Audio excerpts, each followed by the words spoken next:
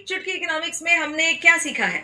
बहुत सारी चीज़ें हम आपसे बात कर रहे हैं, बता रहे हैं, हर मंगलवार और गुरुवार को। और आज 75 साल में अगर ऐसा कुछ हुआ है, जिसके बारे में हमें जानकारी है, पर आज शायद ये यूज़ नहीं होता है, तो फिर हम कैसे करें?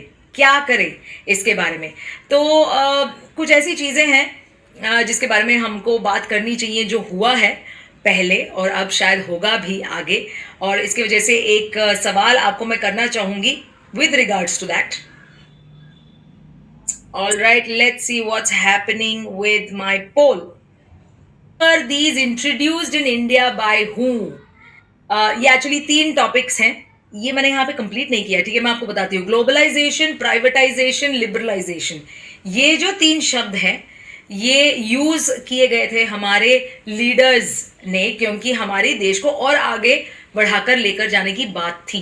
Globalisation, privatisation, liberalisation. तो सवाल ये है, किसने किया था और कब किया था? 1992 में हुआ था ये मनमोहन सिंह जी के साथ, या 1992 में हुआ था ये राजीव गांधी के साथ? ट्रिकी क्वेश्चन है, आपको इसका सवाल सोच समझ के देना है।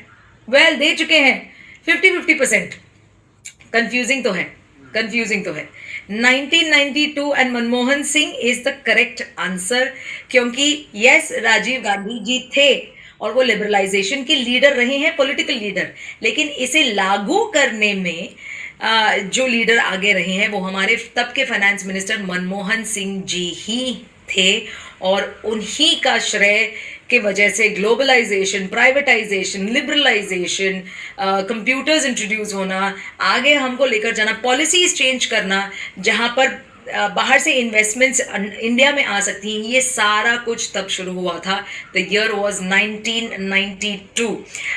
मुझे बताइए, तब का ज़माना बहुत अलग था और आज बहुत अलग है। आपका क्या एक्सपीरियंस रहा है इतने सालों में, चेंज जो आपने देखी है, राहुल जी? देखिए, उस टाइम पे क्या हुआ था 1992 में, हमारे फॉरेन एक्सचेंज के रिजर्व्स यानी कि डॉलर का जो बैलेंस था हमारे पास, वो बिल्कुल खत्म हो गया था, just like Sri Lanka. Sri Lanka ji, is just like a classic example of 1992 India. ठीक है, बिल्कुल। ऐसी ही हालत हमारे देश में हो जाती अगर उस टाइम पे हमने जो ट्रेड बैरियर्स लगाए हुए थे, हमारी कंट्री ने दोस्तों बहुत ट्रेड बैरियर्स लगा रखे थे कि अगर किसी फॉरेन कंपनी को इंडिया में आनी है तो ये इतनी लंबी चौड़ी अप्रूवल्स लेनी पड़ेंगी आपको। जी, फॉरेन डायरेक्ट इन्वेस्टमेंट इंडिया के अंदर लाना इज लाइक अ जंग। आपको इंडिया के अंदर इन्वेस्टमेंट करनी है अगर, तो इतनी सारी, और उसके बाद एक और क्या थी कि आपको किसी इंडियन कंपनी के साथ कोलैबोरेशन करना मैंडेटरी है। अरे भैया, जी, दो भाइयों की आपस में बननी मुश्किल हो रही है, और कोलैबोरेशन दो कंपनियों की, और वो भी बाहर की कंपनी और इंडियन कंपनी। इंडिया के लोगों की उस टाइम पे इंग्लिश भी बहुत अच्छी नहीं थी। बिल्कुल, 1992 के अंदर बिल्कुल। इतनी इंग्लिश अच्छी नहीं थी हम लोगों की। मारुति जी, सुजुकी क्यों इकट्ठा आया? क्योंकि उस टाइम पे मैंडेटरी था उनके लिए कि आपको इंडियन कंपनी के साथ कोलैबोरेशन करके ही काम करना पड़ेगा। जी, बिल्कुल, ठीक है, बिल्कुल। तो उसको हटाया गया 1992 में, मनमोहन सिंह जी ने हटाया, और इंडिया के अंदर एकदम से फंडिंग आई, और जी, इंडिया के अंदर एकदम से ग्लोबलाइजेशन, प्राइवेटाइजेशन, लिबरलाइजेशन, इंडिया ने अपनी पॉलिसीज को लिबरलाइज कर दिया, जी, प्राइवेटाइज कर दिया, हर चीज को प्राइवेटाइज कर दिया, प्राइवेट सेक्टर के लिए हर चीज में पैसा डालना अलाउ कर दिया। ग्लोबलाइजेशन, हर ग्लोबल कंट्री को उन्होंने इनवाइट किया कि आप इंडिया के अंदर आइए और इन्वेस्ट कीजिए।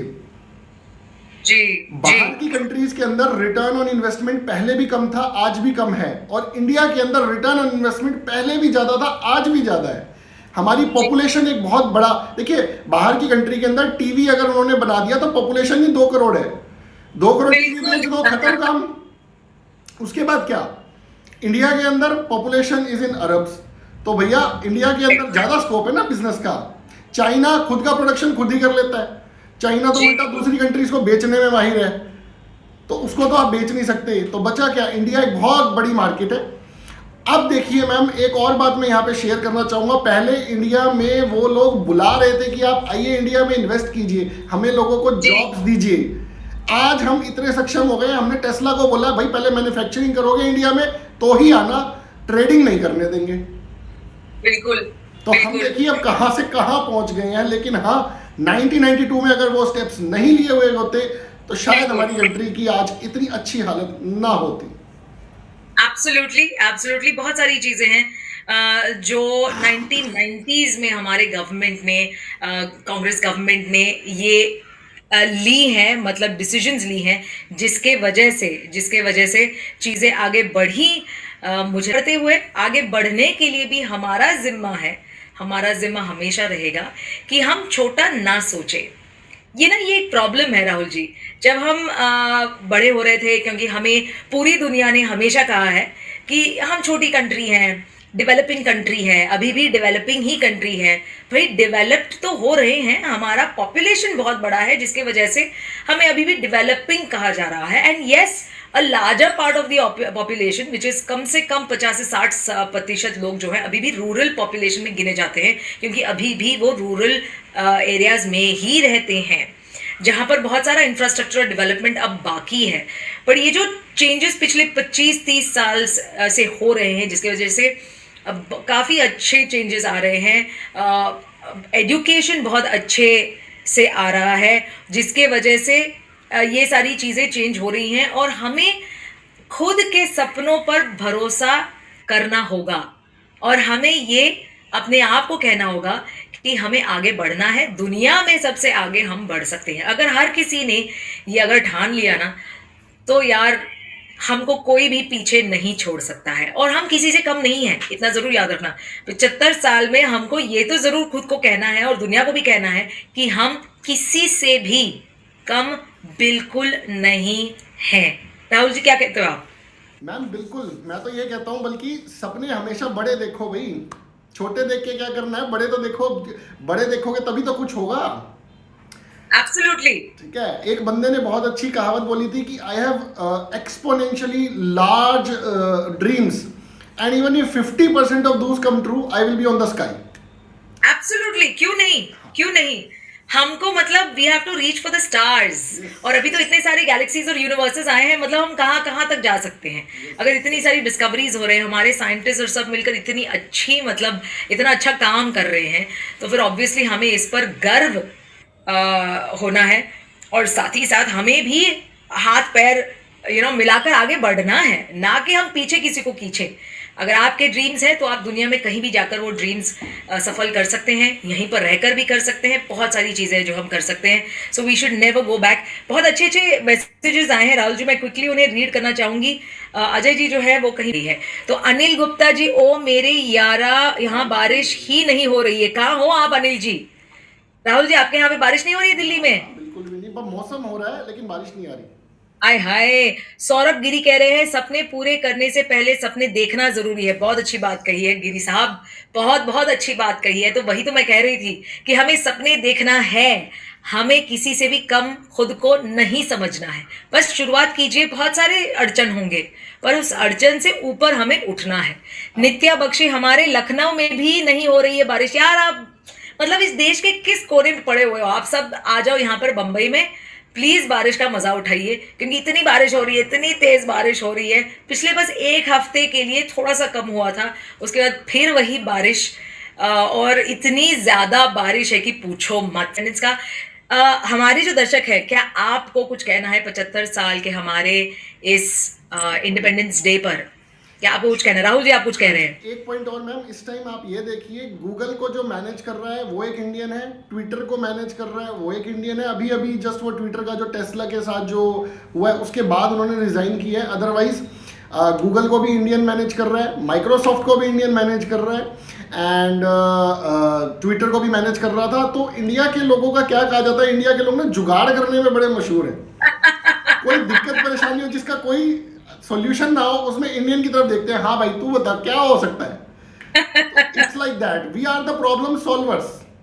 करेक्ट। मैं ये कहता हूँ इंडिया के जो लोग हैं वो प्रॉब्लम को सॉल्व करने में बिलीव करते हैं। प्रॉब्लम है ना, कोई दिक्कत नहीं है, प्रॉब्लम बता दे बस क्या है। अब सॉल्यूशन तेरे पास कुछ भी नहीं है, कोई बात नहीं, हम लोग कुछ ना कुछ सॉल्यूशन निकाल देंगे इसका। जी, जुगाड़ तो है हमारे पास, जुगाड़ होना ठीक है, Yes. पर इतना भी ज्यादा नहीं कि सामने वाले को ऐसे लगे यार इन्होंने इतनी जल्दी या ऐसे कैसे कर लिया। क्योंकि मेहनती लोग भी हैं जो बिल्कुल, देखिए दो चीज है, जुगाड़ बहुत जरूरी है, और जुगाड़ से ही आगे दुनिया बढ़ेगी। रिसोर्स हमारे वेस्ट नहीं होंगे जुगाड़ से, ये एक तो है, बिल्कुल सही बात है। दूसरी चीज, मेहनत भी उतनी जरूरी है, क्योंकि कुछ नहीं तो भी अमेरिकन एंड यूरोपियंस स्पेशली जितनी अच्छी तरीके से उन्होंने हर चीज को, हर हिस्ट्री के पन्नों को अकाउंट किया है, डॉक्यूमेंट किया है, ये हमने नहीं किया हमारे हिस्ट्री के इतिहास के बारे में। हम अगर पूछते हैं तो जो हमारे दादा दादी ने हमको बताया है उसके बारे में हमको पता है, पर जो डॉक्यूमेंटेशन की आदत है वो हम में कभी थी नहीं।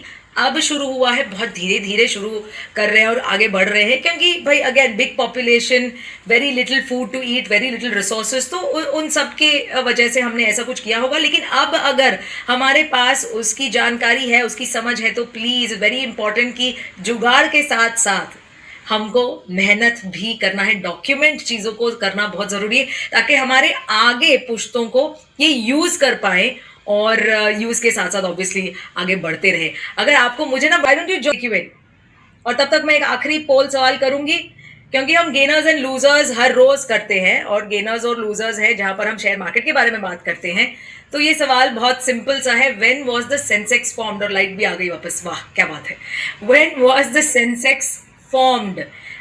दो ऑप्शंस दिए हैं आपको, 1986 एंड 1886 सही जवाब आपसे हमको चाहिए। तो ये 75 साल में से मुझे लगता है पिछले 50 साल में बहुत सारी चेंजेस जल्दी जल्दी हुई हैं हमारे हमारे इंडिया में। First 30 years were very difficult, but उसके बाद पिछले 40-45 सालों में तो बहुत सारी चेंजेस हुई हैं। 1986 करेक्ट आंसर, क्या बात है, क्या बात है, well done. Yes, the correct answer is 1986। Sensex तभी ही फॉर्म हुआ था, इन द ईयर 1986। इसके बारे में हमें कुछ बताइए। Sensex is the oldest stock index in India, कुछ बताइए राहुल जी। देखिए, पहले क्या होता था, मैनुअल शेयर्स की ट्रेडिंग होती थी 1986 से जैसे स्टार्ट हुआ, क्योंकि उस टाइम पे डिजिटाइजेशन बिल्कुल भी नहीं था। फिर 1992 में जो हर्षद मेहता स्कैम हुआ, उसके बाद धीरे धीरे इसको डिजिटाइज किया गया कि भैया इस तरीके से फ्रॉड्स ना हो, ताकि लोगों का ना इन्वेस्टिंग के ऊपर से विश्वास ना उड़ जाए, इसलिए इसको डिजिटाइज करना बहुत ज़रूरी था। बल्कि मैं कहता हूँ हर चीज़ को डिजिटाइज करना बहुत ज़रूरी है। आज के टाइम पे मेरे पास इतना भी टाइम नहीं है कि मैं इलेक्ट्रिसिटी बिल पे करने के लिए लाइन में लगूँ। बिल्कुल। तो इसलिए डिजिटल करने से एक तो कॉस्ट सेविंग होती है, आपको एम्प्लॉय कॉस्ट रिड्यूस करनी पड़ती है, रिड्यूस कर सकते हो आप, क्योंकि आपको हो सकता है पहले बिलिंग काउंटर 5 खोलने थे, अब 1 खोलना पड़ रहा है जी। तो डिजिटाइज करने से ये बेनिफिट हुआ। फिर डिजिटाइज होके तो दोस्तों आपको पता ही है हम लोग कहाँ तक पहुँचते जा रहे हैं और आगे और कहाँ जाएंगे। जी जी, बिल्कुल बिल्कुल। तो डिजिटाइज क्योंकि आज हुआ है, और क्योंकि चाहे वो आपका डीमैट अकाउंट ओपन करने से लेकर इतने सारे एजेंसीज आए हैं जो आपका वो काम संभालेंगे, चाहे वो आपके फाइनेंसेस संभालना हो, टैक्स पे करना हो, इन्वेस्टमेंट्स को देखना हो। राहुल जी खुद यही करते हैं, और ऐसे बहुत सारे इंडिपेंडेंट एजेंसीज आए हैं जो आपका इन्वेस्टमेंट्स देखती है, देख सकते हैं, उसमें वो एक्सपर्टीज लाते हैं। उन्होंने काफ़ी मेहनत करके पढ़ाई की है। मुझे बताइए राहुल जी, एक सवाल आपको पूछना है। हम बाकी सारे एजुकेशन सिस्टम को तो ये कहते रहते हैं कि यार बिल्कुल मतलब बाबा आदम ज़माने का एजुकेशन सिस्टम है, आज तो इसका कोई यूज़ है नहीं। सीएस, मुझे पता, मेरी कज़न सिस्टर एक सीए हैं, अव्वल नंबर से पास हुई थी, बिल्कुल फर्स्ट अटेम्प्ट में ही। काफ़ी सारे दूसरे फ्रेंड्स भी हैं जो फर्स्ट अटेम्प्ट में पास हुए हैं, लेकिन मेहनत इतनी करते थे, मतलब 18-20 घंटे पढ़ाई करते थे। ओके, तो आपको लगता है वो जो पढ़ाई आपने की है वो आज भी रेलेवेंट है क्या? वो भी चेंज करना ज़रूरी है? देखिए मैम, जो हमसे पहले थे ना, मतलब मैं तो 2010 का 11 का बैच का पास आउट हूँ। हमसे जो पहले थे उनको सर्विसेज, उनको फैसिलिटीज़ नहीं थी मैम। जी। ठीक है, उनके पास ना तो टीचर्स होते थे पढ़ाने वाले, वो खुद ही पढ़ते थे, अपने आप मेहनत करते थे, इसलिए उनको बहुत ज़्यादा मेहनत करनी पड़ती थी। क्योंकि आजकल हर चीज डिजिटाइज हो चुकी है, सीए की एजुकेशन भी डिजिटाइज हो चुकी है। हमारे पास अजय जी भी आए हैं। आपको टीचर्स ऑनलाइन पढ़ा देंगे तो वो बहुत इजी रहता है। अब इतनी दिक्कत नहीं है जितनी पहले हुआ करती थी। ऑलराइट, मतलब रेलेवेंट है इंफॉर्मेशन।